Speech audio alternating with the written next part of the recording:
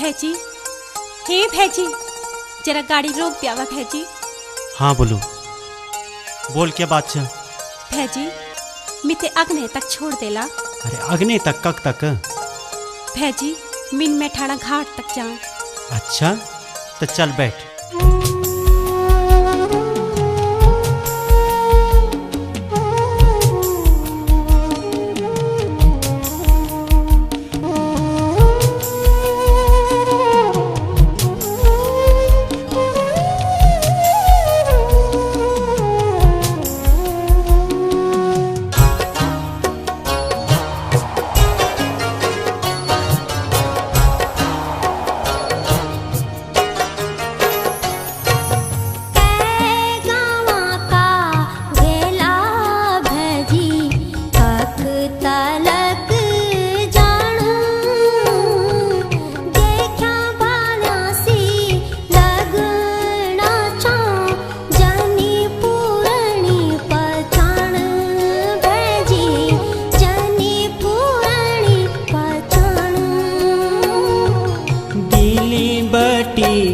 आणु छो भूलो जीरो खाले तक जान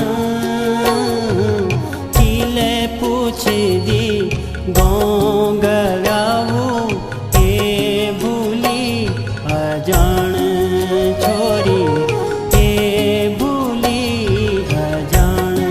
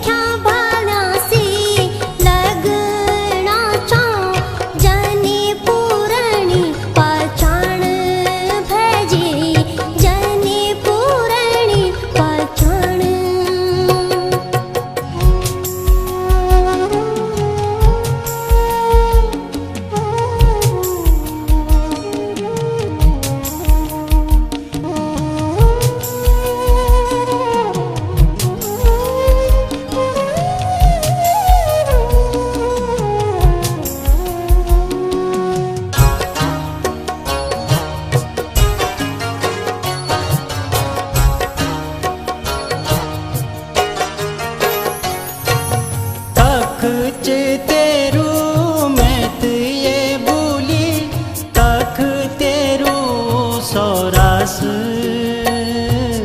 तक तेरू सौरास मेरी मुखड़ी देखी है लाटी किले वेगे उदास किले वेगे उदास। मन धीरज धैर्य भूलू दिलनी दुखान किले पूछ दी गोंगड़ाऊ ये भूली अजान छोरी ये भूली अजान।